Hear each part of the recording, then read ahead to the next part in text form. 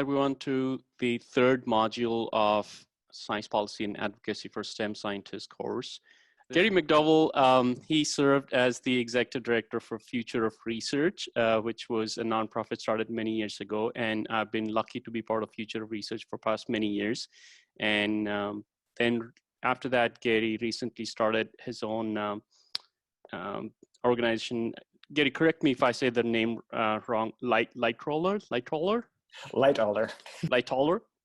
And Gary is a champion in campaigning for evidence-based resources for early career researchers, making sure that this is an enjoyable and satisfying experience. We worked on many projects together, and some of the many very popular and very impactful ones have been postdoc salaries project. And if I were to share direct impact of that project on my postdoctoral training, I know that when my postdoc PI came to know that this project is being, the story was picked up by Nature. I was right at that time, negotiating for a salary which I deserved NIH basic scale. And it was only after that my PI said, "Oh, I think this is really going out of proportion. This is going to be crazy. Let me know, how can I help? I'll give you the salary you want." So that paper really helped me to get the salary which I deserve. So thanks for all that work. Harinder already mentioned that he is the CEO and founder of Lightoller LLC, which provides expertise for early career researchers. Before that, he was the co-founder and executive director of Future of Research, which many of you may have heard of, and some of us are still involved with. I think it's safe to say that Gary, when this was a pretty early conversation, taught a lot of us that early career researchers can have a voice in academia and advocate for ourselves, as Harinder said, and push towards systemic change. And that's something we've carried on from that.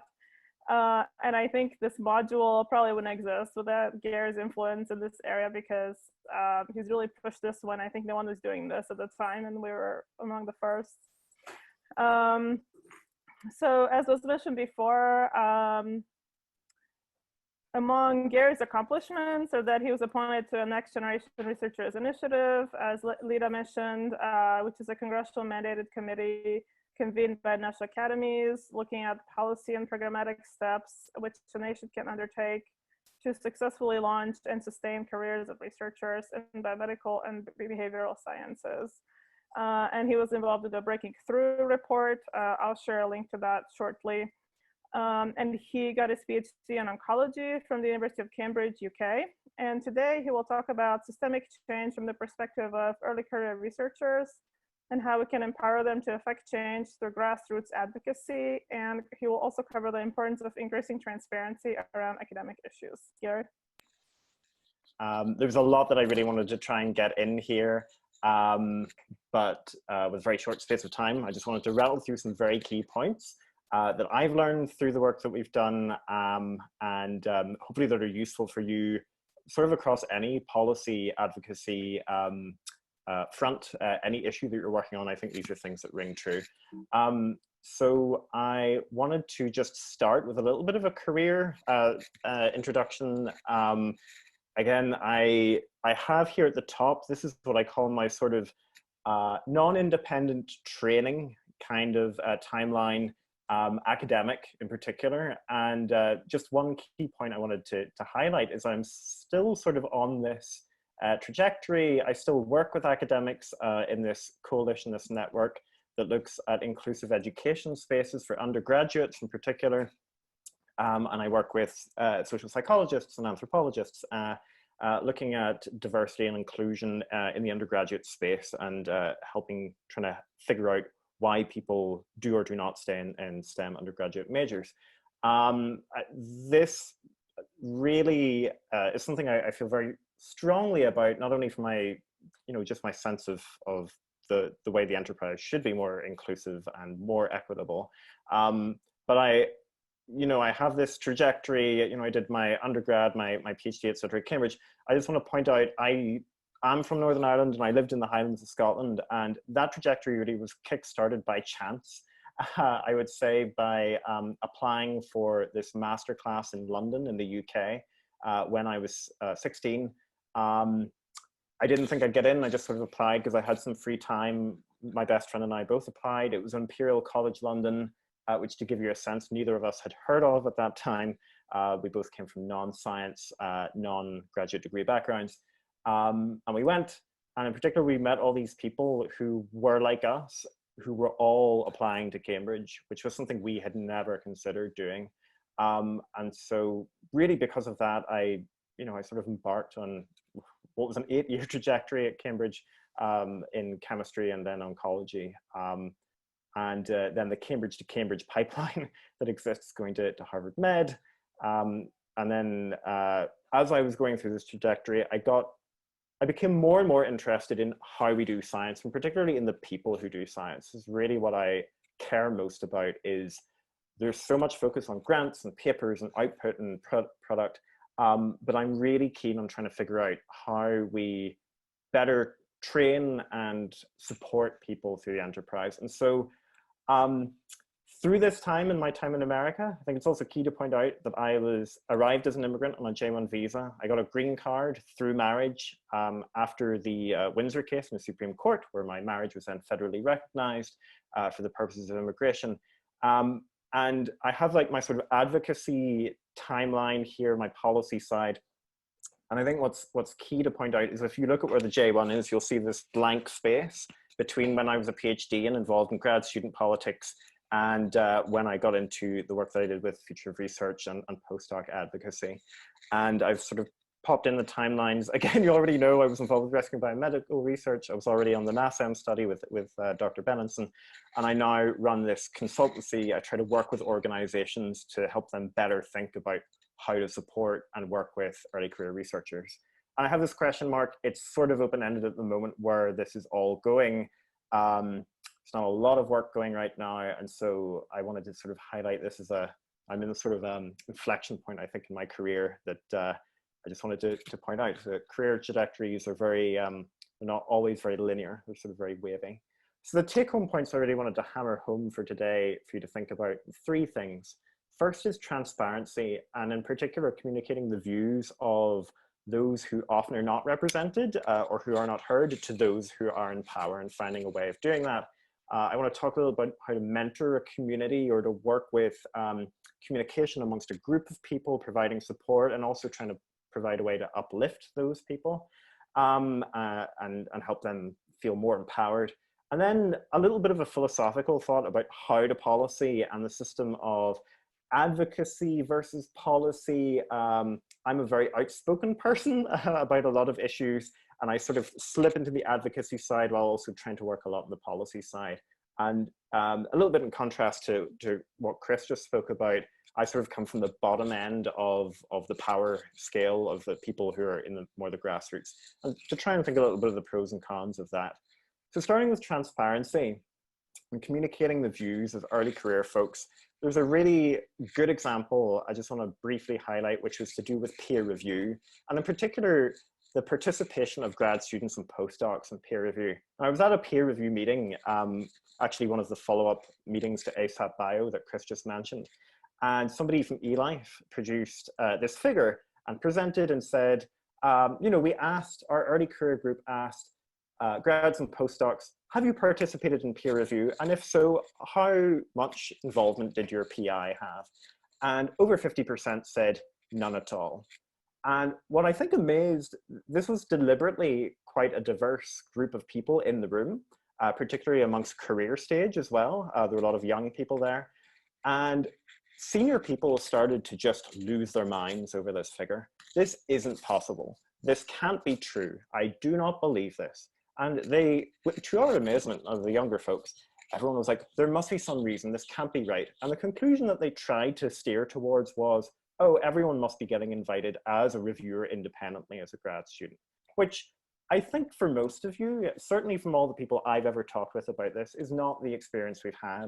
And it actually led to a colleague and I running a workshop at the sort of unconference part of the meeting, and me publicly saying in the meeting, I sort of can't believe that you all think this, because every junior person in this conference, I've spoken to them about this, and we've all ghostwritten a peer review. And so we ended up doing a survey, a mixed methods data collection effort to get both qualitative and quantitative data. about the experiences of people in co-reviewing. And indeed, we showed, as I'm sure many of you experienced, that people, for various reasons, but people have written a peer review that then a PI has taken and submitted as their piece of work. And so, you know, we also got into other aspects within this paper. This is one of my favorite figures because this talks about the training that there is in peer review and how people got their training. And considering how people are always very critical of the reviews that they get on their papers, it was interesting that the most common way of getting training was getting reviews on your own paper. And actually, if you look here, there's very few formal kinds of training. And in fact, we were kind of struck, peer review 101 is not sort of an entry-level grad degree course. And yet we would expect that everyone with a PhD should be able to peer review someone else's work. So one thing that was striking about this, right, is that we got a lot of attention in press. You know, everyone was writing, oh, this is so interesting. And all these senior scientists were so struck, and journal editors were shocked. And we found that the response from early career researchers was somewhat different.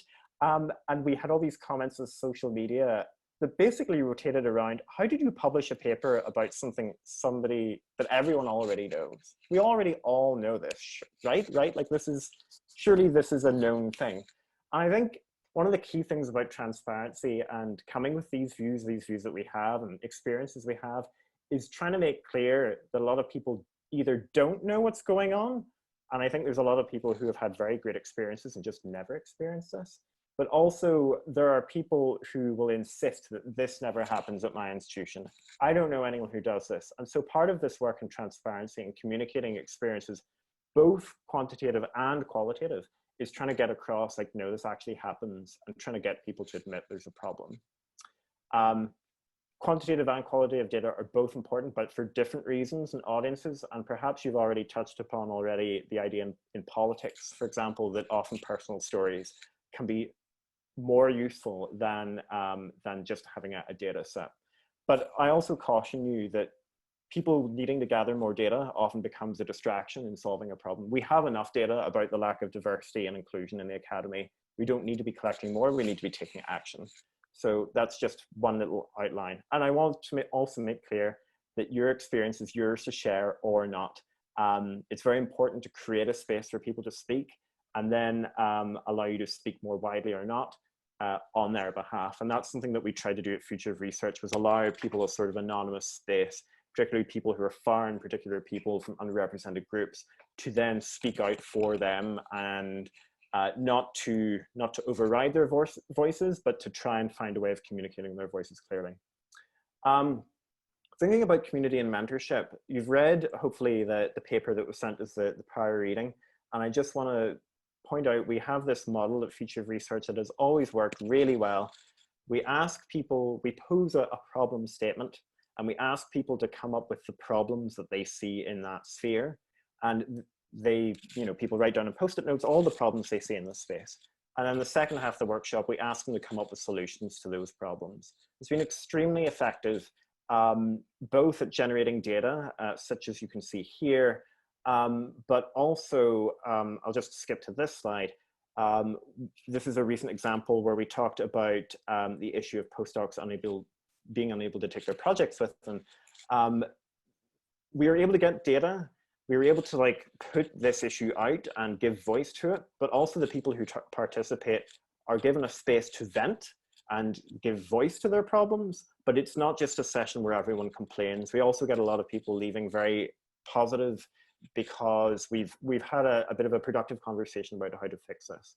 I will just point out, we have a little slide I just skipped. We have a paper on here we are, on the logistics of how we organize this, sort of do's and don'ts of organizing a symposium, organizing a conference. I realize I'm going over just a little, so I want to just very quickly highlight this idea of there are different players in a policy and advocacy ecosystem. And I think there's not one way to do policy. There are different directions, and particularly I think on the scale of incremental to radical. And both have their place. You can maybe even see this in politics right now too. There is a lot of importance should be placed on people doing incremental work to try and push things along, but also people shifting the Overton window, people shifting and talking, particularly outside the system, providing accountability and calling for change. And Chris actually talked about this a lot with the career transparency outcomes. We wrote this paper in 2015. Again, this is, as Chris said, a problem that had been talked about for 20 years. We had this paper saying, look, come on, really by now, there's no reason not to put these student and postdoc career outcomes up. It's disingenuous not to be doing it. And as both Lita and Chris have pointed out, I was the youngest member of both of these groups who were both working, there's a lot of overlap between the groups too. RBR was working on the career transparency part, and we saw a group of us in the next gen saw this as an opportunity of trying to push this through here. And in particular, the president of Hopkins, Johns Hopkins, Ron Daniels, who was the chair of the study and who sits in RBR, he held a session on our behalf, really, in the national academies to ask institutions why they hadn't done this. And then the youngest of us in the group were able to ask these people, or really to contradict a lot of what people were saying about it's too technologically difficult, or most outrageously, I find, no one has ever asked us to do this, despite there being 20 years of reports of doing it. And so there was it was a really good illustration of why there was really no excuse left. The group came up with a paper and started to publish the data. But one thing that, that Ron Daniels told me was that he was able to go to the presidents of other universities and say, here are all these reasons why it's good. But also there's this group of people who publish data about what universities do. And if you don't do this, they're going to publish data about your trainee outcomes. It's clearly in their sites. So really you should do this before they do it. And not only that, but we have like one of the rabble rousers on side to like speak out for you and say, universities are doing a really great job. This is so great. We're really grateful. And indeed, they have me on their website, on their video. You know, that we have the enemy here talking about how great we are. So there's a really, being outspoken and being radical is great. There's an amount of privilege that's required in order to do this, I recognize, but also it can be very important in driving others in a certain direction. So I just want to finish with grassroots being, you know, one part, calling for accountability, shifting the Overton window. But it can also, you know, we don't have access to the levers of power, and you do require working across these different groups to find a way of shifting. So I just want to say, I'm sorry I'm over time. Thank you, everyone. Here are my contact details. Very happy to answer questions. Thank you so much.